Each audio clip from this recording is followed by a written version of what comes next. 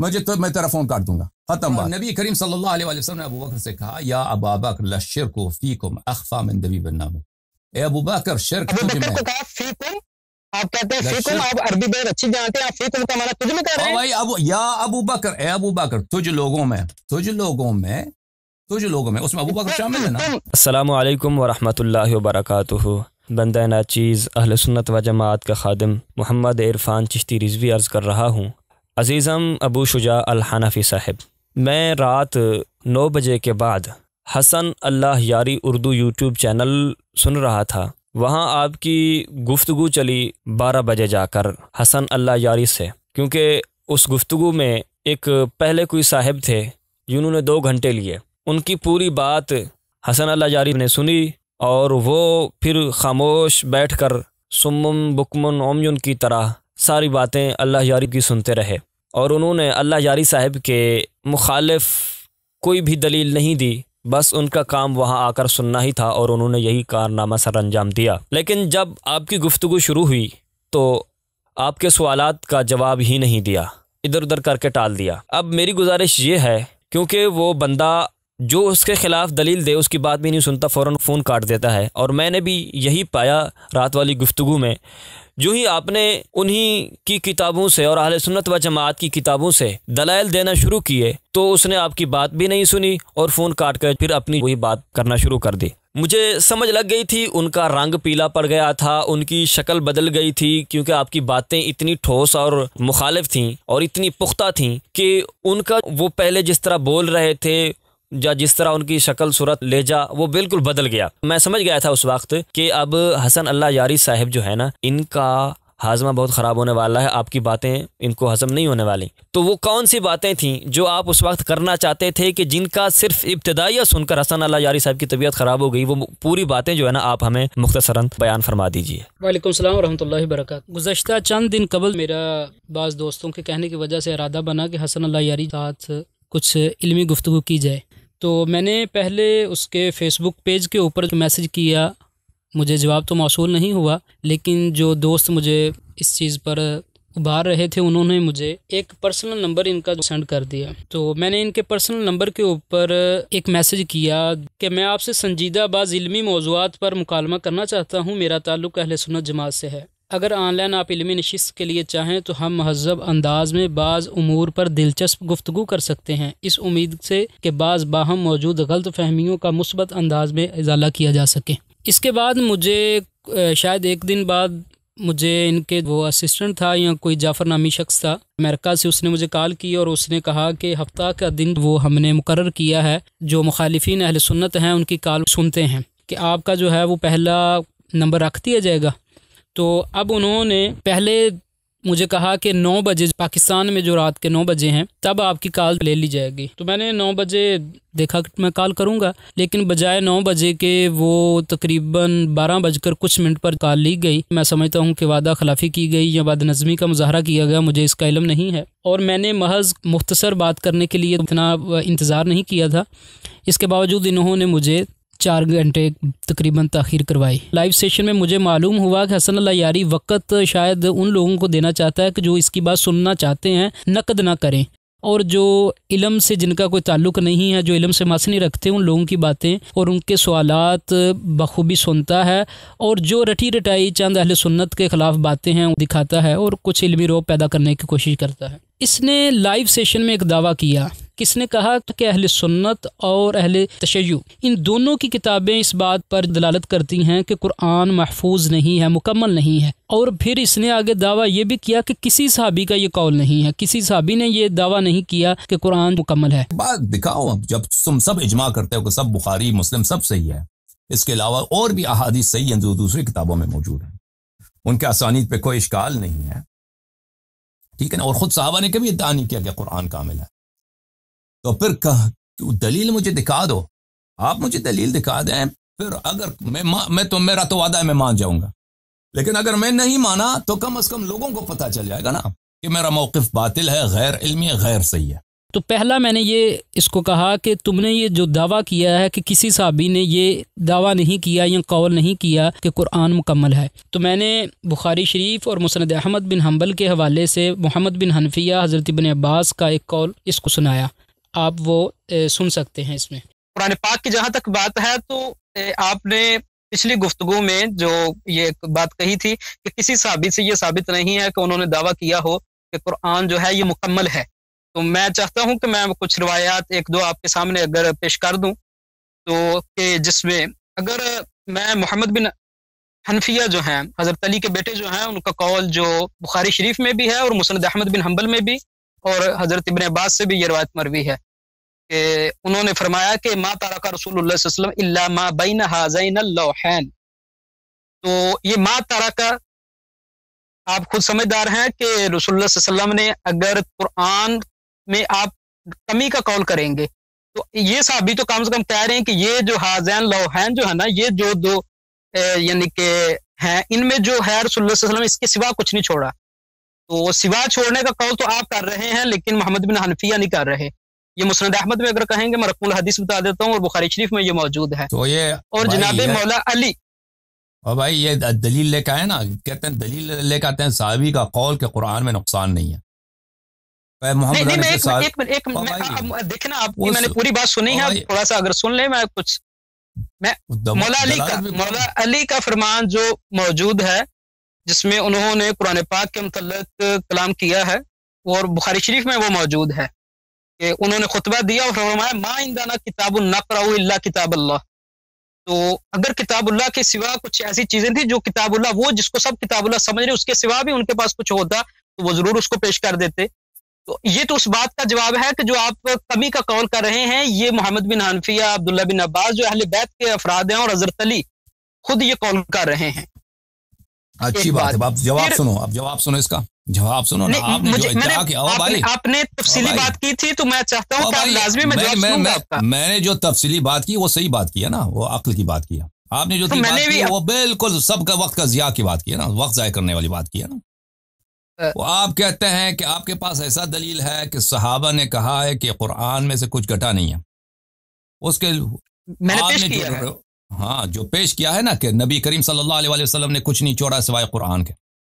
یا ہمارے پاس کوئی کتاب نہیں ہے کہ اس کو ہم پڑھیں سوائے قرآن کے، تو اس میں کہاں ہے کہ اس میں کوئی کمی نہیں ہے، اس میں وہ کہاں ہے؟ ہاذین ٹھیک ہے وہی میں بتاؤں، ما ترک رسول اللہ صلی اللہ علیہ وسلم الا ما بین ہاذین اللوحین، یہ کیا ہے؟ یعنی کہ یہ اشارہ تو کر رہے تھے اپنے، اور آپ جانتے ہیں کہ یہ مختار جو تھا جس نے وحی کا دعویٰ کیا تھا یہ اس وقت کی بات ہے اور مسند احمد میں وہ الفاظ موجود ہیں، تو یہ اس وقت میں کہہ رہے ہیں۔ اور بھائی اچھا تو یہ تو آپ سمجھتے ہیں اس کی دلالت کرتا ہے کہ قرآن میں کوئی نقصان نہیں ہے، ٹھیک ہے نا؟ ما ترک رسول اللہ صلی اللہ علیہ وسلم نے کچھ ایسا نہیں چھوڑا، آپ کہتے ہیں چھوڑا ہے بہت کچھ، آپ کا یہ دعویٰ ہے، میں یہ کہہ رہا ہوں محمد بن حنفیہ کہتے ہیں ما ترک رسول اللہ صلی اللہ علیہ وسلم۔ اچھا وہ تو آپ تو میں نا آپ کی کتاب ہمارے لیے حجت نہیں ہے، اگر آپ کہتے ہیں اس روایت آپ نے پہلے دعویٰ کیا تھا کہ کسی روایت میں یہ نہیں ہے، میں نے آپ کو وہ دلیل کے طور پر قول پیش کر دیا، آپ یہ تو مانے اس کی سند صحیح ہے، کم سے ہماری کتب میں ہے۔ آپ نے کہا تھا کہ کسی صحابی کا یہ قول نہیں ہے کہ انہوں نے قرآن کو ثابت مانا ہو، مکمل مانا ہو، مکمل معذرت غالباً اس مفہوم ہے اسی کا، ٹھیک ہے نا؟ اور خود صحابہ نے کبھی ادعا نہیں کیا کہ قرآن کامل ہے، یہ مکمل کا قول ہے، ما ترک رسول اللہ۔ اچھا بھائی آپ جو ہے نا وہ آپ نے کہا کہ پہلا شرط ہے عقل کا، تو وہ آپ کا جو ہمارے آپ اس سے اختلاف ہے بھائی، ٹھیک ہے نا؟ میں چلے یہاں بس ختم بات نہیں، ختم مزید آپ سے کیا گفتگو کریں جب آپ اتنا نہیں سمجھتے بھائی۔ چلے میں اس سوال کو چھوڑ دیتا ہوں، مثلا میں کہتا ہوں نا، مثلا میں ابھی کہتا ہوں کراچی ایک بہت بڑا شہر ہے، تو آپ اس سے مطلب نکال دیں کہ اسلام آباد جو ہے وہ گندا شہر ہے، ان دونوں باتوں میں کیا ربط ہے بھائی؟ کراچی بڑا شہر ہے، اسلام آباد گندا ہے، اگر میں کوئی بات نہیں، میں ختم نہیں دیکھیں یہاں پہ میرا وقت او بھائی میرا وقت بھی ہے اور دیکھنے والوں کا بھی وقت ہے نا، اگر آپ یہاں پہ آتے ہیں بات سنیں، آپ یہاں پہ آتے ہیں عاقلانہ بات نہیں کرتے، یہاں پہ آ کر جو بھی ذہن میں آئے اس کو ادھر پھینک دیتے ہیں، اتنے لوگ دیکھ رہے ہیں، ان پہ ظلم نہیں ہے؟ میں کیوں ان کا وقت ضائع کروں، اپنا وقت ضائع کروں آپ کے ساتھ بات کرتے ہوئے؟ آپ یہاں لائیو سیشن کر رہے، سامعین سن لیں گے، آپ 2-4 منٹ کا ٹائم تو دیں ذرا مجھے۔ میں بہت ٹائم دیا نا، 2-4 منٹ سے بہت زیادہ دیا ہے آپ کو. چلے 2 منٹ بات کرو. ابھی مزید میں مانگ رہا ہوں 2-4 منٹ کا، تاکہ آپ 2-4 منٹ. میں نے کہا کہ حضرت ابن عباس اور محمد بن حنفیہ انہوں نے کہا ما ترک رسول اللہ الا ما بین ہذین اللوحین، کہ رسول اللہ صلی اللہ علیہ وسلم نے ان 2 الواح کے مابین کے سوا کچھ بھی نہیں چھوڑا، یعنی کہ وحی جو ہے ان 2 الواح کے مابین ہی محفوظ ہے، اس کے سوا رسول اللہ علیہ وسلم نے کچھ نہیں چھوڑا. اور یہ اس وقت میں کہا گیا جب مختار نے دعوی وحی کیا تھا، اور انہوں نے یہی کہا کہ اب وحی اللہ کی کس طرح آ سکتی ہے، کیونکہ جتنی وحی رسول صلی اللہ علیہ وسلم سے تھی وہ تو سب قرآن اور اس 2 لوحوں میں جو ہے محفوظ ہے. اب یہ قرآن کے سالم، مکمل اور محفوظ ہونے کا دعویٰ اہل بیت کے افراد محمد بن حنفیہ اور جناب عبداللہ بن عباس کی طرف سے تھا. اب جب میں نے اس کو پیش کیا تو جو اس کی حالت تھی وہ آپ ویڈیو میں دیکھ سکتے ہیں. دوسرا حوالہ جو ہے وہ میں نے اس کو حضرت علی رضی اللہ تعالیٰ عنہ کا پیش کیا کہ حضرت علی رضی اللہ تعالیٰ عنہ نے، اور یہ متعدد روایات ہیں، حضرت علی رضی اللہ تعالیٰ عنہ نے، بخاری شریف میں روایت ہے، آپ نے خطبہ دیا اور فرمایا کہ ما عندنا کتاب نقرأہ الا کتاب اللہ، کہ ہمارے پاس اللہ کی کتاب کے سوا کوئی کتاب نہیں ہے کہ جس کو ہم پڑھیں یا جس کو ہم پڑھتے ہوں. اللہ کی کتاب کے سوا کوئی چیز نہیں ہے. اگر اسی روایت کو بخاری شریف کے دوسرے مقام پر ہم دیکھتے ہیں تو اس میں حضرت علی رضی اللہ تعالیٰ عنہ سے یہ الفاظ بھی موجود ہیں کہ جب حضرت علی رضی اللہ تعالیٰ عنہ سے ابو جحیفہ نے پوچھا حل عندکم شیء من الوحی الا ما فی کتاب اللہ، کہ کیا آپ کے پاس، یعنی اہل بیت کے پاس، حضرت علی کے پاس، جن لوگوں کو میرے خیال سے یہ سمجھا جاتا تھا کہ ان کے پاس قرآن کے علاوہ کچھ ہے، تو حضرت علی سے پوچھا کہ وحی میں سے کتاب اللہ کے علاوہ بھی آپ کے پاس کچھ ہے؟ تو انہوں نے فرمایا قال لا والذی فلق الحبۃ وبرأ نسمۃ ما اعلمہ الا فہما. تو انہوں نے قسم کھا کر جواب دیا کہ قرآن کے فہم کے علاوہ میں کسی چیز کو نہیں جانتا اللہ کے قرآن کا فہم. تو یہ حضرت علی رضی اللہ تعالیٰ عنہ نے جواب میں بھی اس کا رد کر دیا. اس شخص نے جو جواب دیا کہ پہلے تو یہ ماننے کے لیے تیار ہی نہیں تھا کہ اس کا یہ معنی ہے، پھر یہ کہتا ہے کہ یہ تو اہل سنت کی کتابوں میں ہے، جبکہ محض یہ اہل سنت کی کتابوں میں نہیں ہے بلکہ شیعہ کتب میں بھی یہ روایات موجود ہیں. اس وقت تو حسن اللہ یاری صاحب جو ہے وہ کال کاٹنے کے ہی درپے تھے، اس وجہ سے انہوں نے بات نہیں سنی. اگر مولا علی کی وہ روایت جو بخاری شریف سے میں نے ذکر کی تھی اس کو آپ دیکھنا چاہیں تو شیعہ کتب میں موجود ہے. عمدۃ عیون صحاح الاخبار فی مناقب امام الابرار، اس کی جلد نمبر 1 صفحہ نمبر 313، اور الفصل السادس والثلاثون فی فنون الشتى من مناقبہ علیہ السلام، اس میں وہ روایت جناب علی رضی اللہ تعالیٰ عنہ کی موجود ہے اور الفاظ بھی بخاری شریف میں جو موجود ہیں وہی ہیں. فرمایا واللہ ما عندنا من کتاب نقرأہ الا کتاب اللہ. اب یہ وہ الفاظ ہیں جو بخاری شریف میں موجود ہیں اور اس کو نقل کیا ہے عمدہ والے نے. ویسے اہل تشیع جو ہیں ان کی کتابوں میں بحر الانوار اگر دیکھتے ہیں تو اس میں فضائل قرآن کے اوپر پورا باب ہے، ان میں بہت ساری ایسی روایات ہیں جو پیش کی جا سکتی ہیں، لیکن میں جناب علی کا نہج البلاغہ سے خطبہ نمبر 125 جو خارجیوں کے متعلق انہوں نے ارشاد فرمایا تھا اس میں یہ الفاظ موجود ہیں. فرمایا وانما حکمنا القرآن وہذا القرآن انما هو خط مستور بین الدفتین. حضرت علی رضی اللہ عنہ فرمایا کہ ہم فقط قرآن کو ہی حاکم بناتے ہیں، یعنی کہ فیصلہ کن ہمارے ہاں جو چیز ہے وہ قرآن ہے، اور قرآن لفظ استعمال کر کے پھر اس کی وضاحت خود ارشاد فرما دی. حاضر القرآن انما ہوا خط مستور بین الدفتین، کہ یہ وہ قرآن ہے جو 2 گتوں کے مابین لکھا ہوا ہے. میں سمجھتا ہوں جناب علی کی جو ہے یہ نگاہ ولایت تھی کہ انہوں نے یہ خدشہ جو حسن اللہ یاری اور اس طرح کے لوگوں نے پیش کرنا تھا اس کو پہلے دور کر دیا کہ قرآن کی وضاحت اپنی خلافت میں ارشاد فرما دی کہ جو گتوں کے مابین جو حضرت عثمان اور حضرت ابوبکر صدیق کے زمانے میں جمع ہوئے حضرت علی نے اسی کو فرمایا. اور انما کا حصر جو ہے یہ بتاتا ہے کہ وہ فقط قرآن کے 2 گتوں کے مابین موجود کو ہی قرآن سمجھتے تھے، نہ قرآن اس کے خارج تھا اور نہ ہی قرآن پاک کا وہ کوئی حصہ اس میں سے ساقط سمجھتے تھے. یہ دلالت ہے اس کے اوپر. حسن اللہ یاری جو ہے اس نے گزشتہ ہفتے ایک بدر منیر نامی کوئی بیوقوف تھا اس کے ساتھ گفتگو کی، اور اس جاہل کو بیوقوف بناتے ہوئے اس نے الادب المفرد کی عبارت کو پڑھا، روایت کو پڑھا، اور اس میں جو خیانتیں کی. جب میں نے اس کے اوپر سوال کیا تو آپ وہ ویڈیو میں سن سکتے ہیں. آپ بعض عبارات میں تصرفات سے کام لیتے ہیں. آپ نے الادب المفرد سے کچھ دن پہلے ابھی روایت پڑھی جس میں واضح طور پر لکھا رجل من اہل البصرہ، سند میں کلام پڑھ رہے ہیں اور پھر آپ کو حضرت ابو بکر کی طرف پیش کر رہے ہیں. اور وہ بالکل جو ہے مجہول العین مبہم راوی ہے، اس میں آپ اس کو بطور حجت پیش کر رہے ہیں، اور وہ جاہل آدمی ایک تھا جس کو نہیں اس چیز کا پتہ تھا۔ اس کا جواب لے لو، پھر اس کا جواب لے لو، ٹھیک ہے نا؟ آپ جا کے دیکھو کتاب صحیح ہے جو صحیح ہے ادب مفرد کی۔ اب آپ ابھی سند پڑھ دیں، آپ سند ٹھیک ہے، میں نے سند پڑھی ہوئی ہے، اسی میں آپ نے رجل من اہل البصرہ پڑھا۔ البانی نے اس حدیث کی تصحیح کیا، اور اجازت دیں، جس شخص نے ہمیں فون کیا تھا بھائی، اس نے کہا تھا کہ اس کی کوئی سند نہیں ہے، یہ کتاب کنز العمال میں ہے اور اس کی کوئی سند نہیں ہے۔ ہم نے اس کا سند پیش کیا کہ بخاری نے اس کو روایت کیا ہے۔ اب آپ کہتے ہیں نا کہ اس سند میں ایک شخص مجہول ہے، یہ دوسری بات ہے کہ یہ، لیکن یہ حدیث وہی ہے کہ رسول اللہ صلی اللہ علیہ وسلم نے ابو بکر سے یہ کہا ہے للشرک اخفی فیکم من دبیب النمل، کہ شرک تجھ میں پوشیدہ ہے اس بات سے، دبیب چونٹی کی حرکت سے زیادہ پوشیدہ ہے۔ اب آپ کہتے ہیں بخاری نے نقل کیا ہے، مخاطب ابو بکر ہے، آپ کہتے ہیں یہ سند صحیح نہیں ہے، یہ دوسری بات ہے۔ میں نے کوئی غلط بیانی نہیں لیا ہے، میں نے کوئی غلط ترجمہ نہیں کیا ہے۔ اب آپ کہتے ہیں یہ سند صحیح نہیں، تو اس کو جا کے صحیح ہے۔ میں ابھی آپ کو البانی کی کتاب دکھاتا ہوں، البانی صاحب کی کتاب دکھاتا ہوں،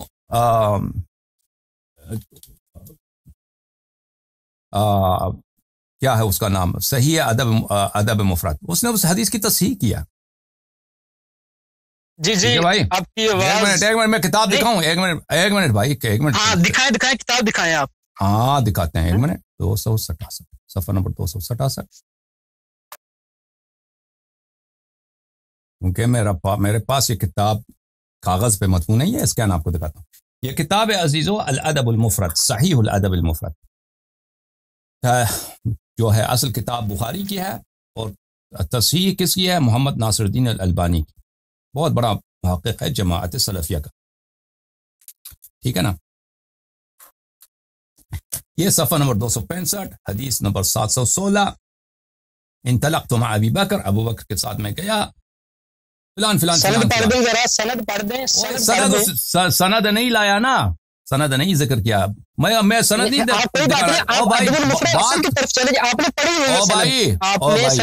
سنو بھائی میری بات ختم ہو جائے۔ اب نبی کریم صلی اللہ علیہ وسلم نے ابو بکر سے کہا یا ابا بکر للشرک فیکم اخفی من دبیب النمل، اے ابو بکر شرک تجھ میں، آپ کہتے ہیں فیکم، آپ عربی بہت اچھی جانتے ہیں، آپ فیکم کا معنی تجھ میں کر رہے ہیں بھائی، یا ابو بکر، اے ابو بکر، تجھ لوگوں میں، اس میں ابو بکر شامل ہے نا، ابو بکر اور ابو بکر کے ساتھ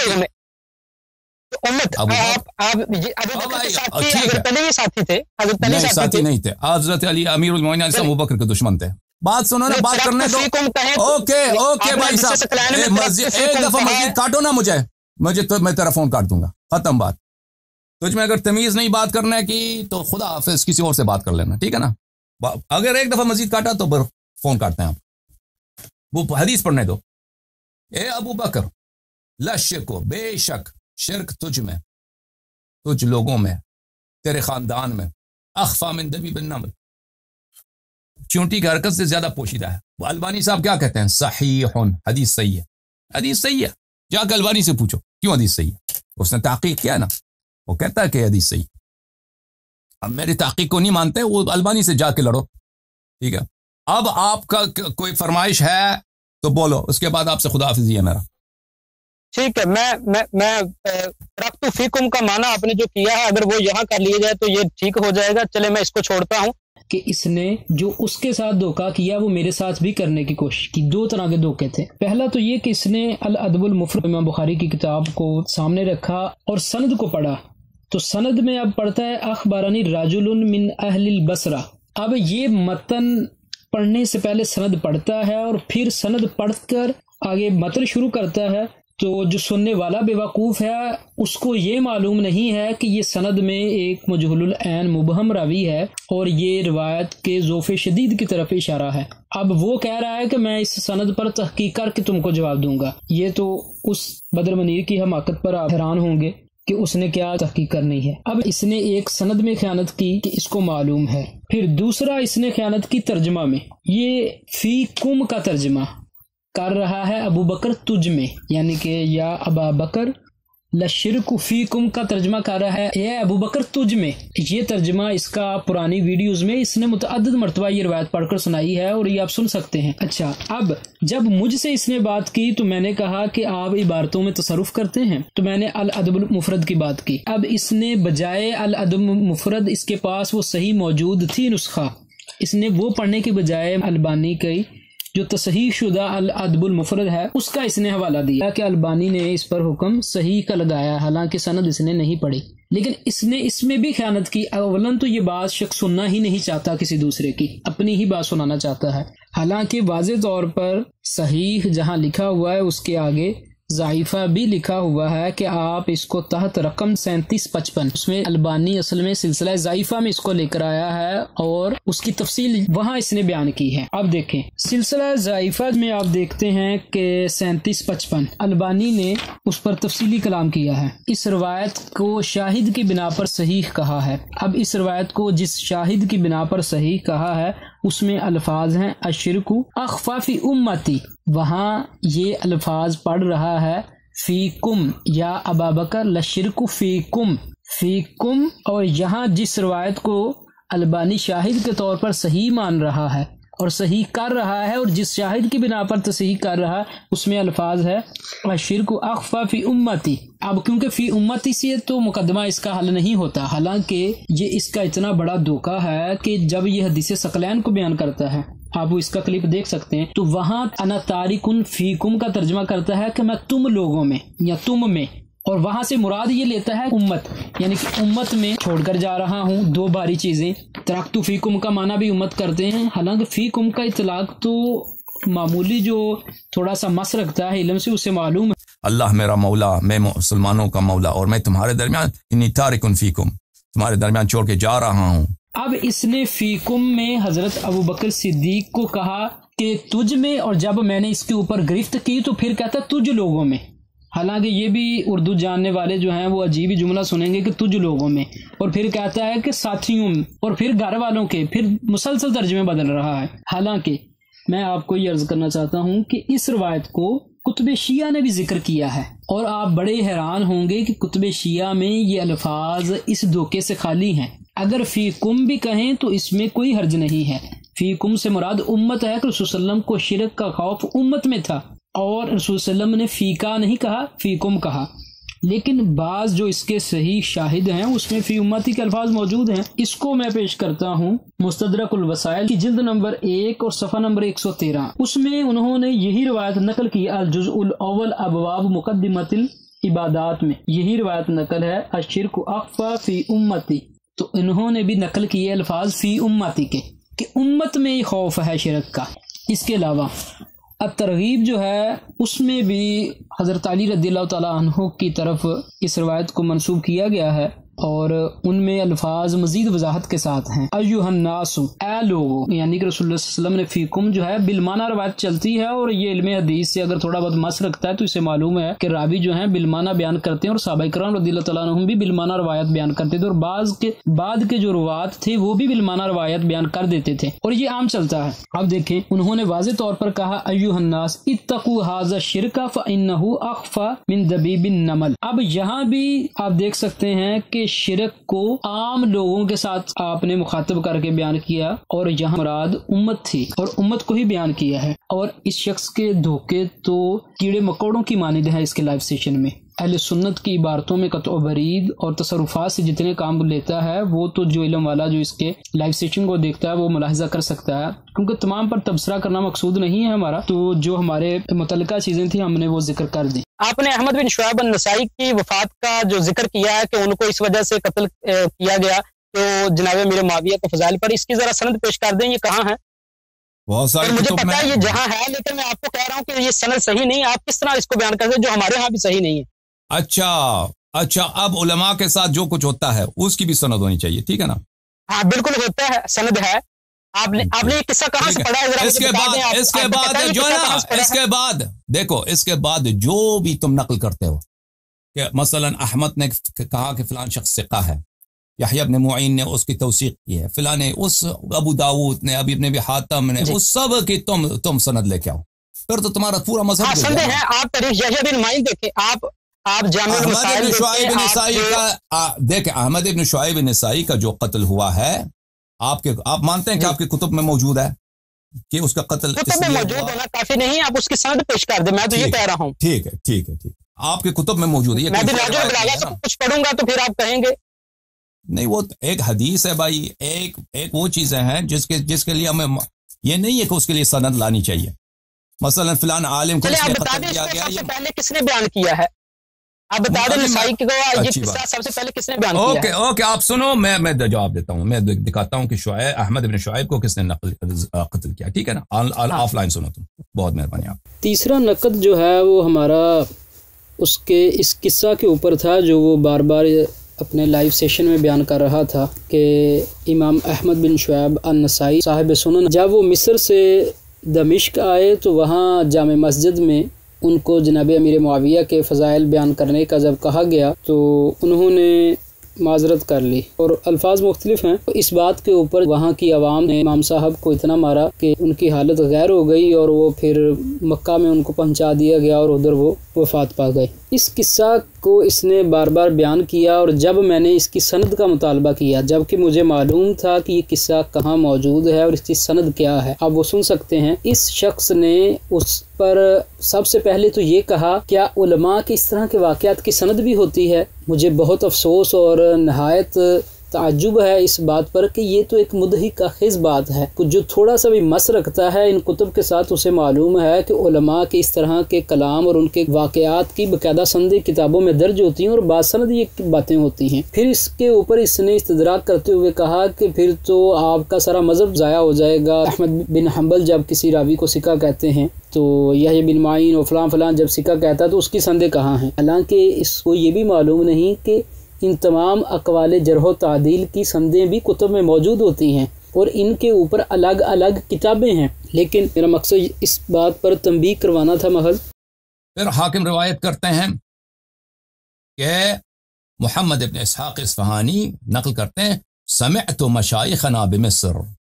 مجھے معلوم تھا کہ اس شخص نے یہاں سے ہی بیان کرنا ہے. آپ دیکھ سکتے ہیں سند پڑھی، اس میں مشایخ مصر یعنی جو مصر کے شیوخ تھے انہوں نے بیان کیا. نہ تو امام حاکم نے اس قصہ کو پایا ہے اور نہ ہی جس سے امام حاکم نے لیا ہے انہوں نے پایا ہے، بلکہ وہ مجہول کوئی مصر کے شیوخ تھے جن سے اس قصہ کو بیان کیا. تو یہ قصہ قطعاً ثابت نہیں ہے. دوسرا حوالہ اس شخص نے تہذیب الکمال سے دیا اور وہ بھی امام حاکم بواسطہ امام دارقطنی کہ امام دارقطنی سے امام حاکم نے نقل کیا ہے. اولاً تو اگر یہ امام حاکم تک بات درست ہو تو ٹھیک ہے، اگر امام حاکم تک اور دارقطنی تک بھی درست ہو جائے تو یہ بات آپ ذہن نشین کر لیں کہ امام دارقطنی نے بھی امام احمد بن شعیب النسائی کا زمانہ نہیں پایا، بلکہ ان کی وفات کے کچھ سال بعد پیدا ہو رہے ہیں. تو یہ واقعہ بھی منقطع ہے، لہٰذا اس واقعہ سے بھی استدلال کرنا درست نہ رہا. یہ تو تھی اس قصہ کی سند کے اوپر بحث. اب اس قصہ کے باطل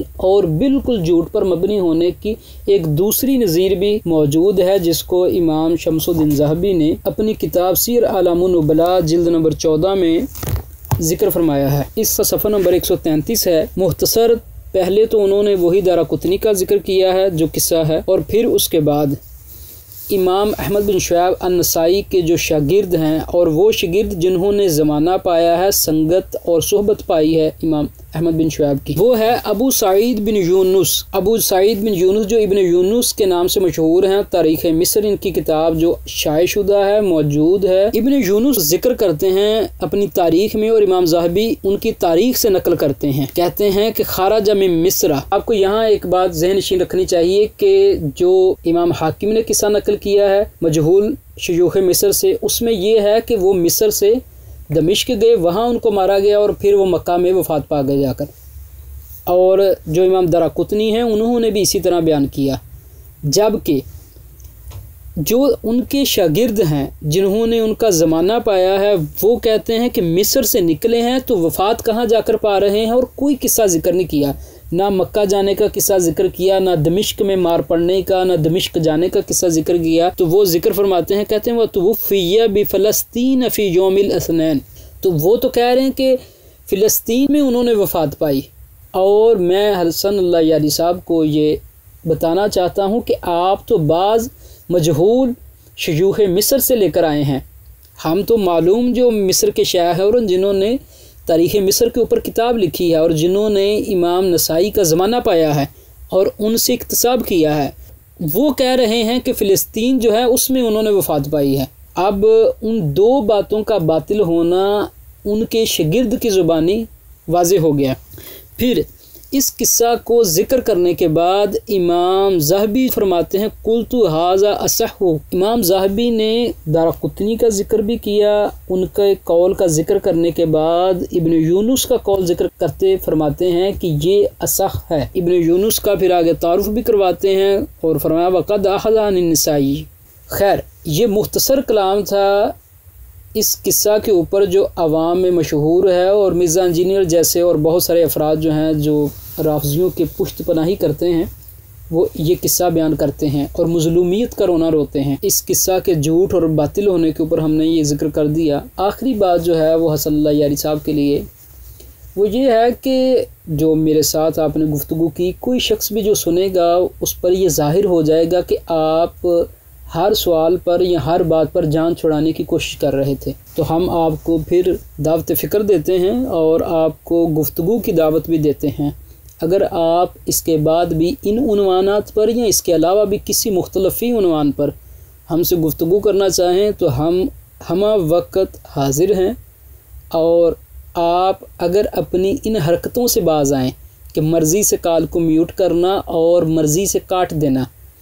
اگر آپ ان حرکتوں سے باز آ کر کبھی بھی ہم کو دعوت دیں گے تو ہم آپ کے انشاءاللہ لائیو سیشن میں آ کر ان امور پر گفتگو کرنے کے لیے تیار ہیں۔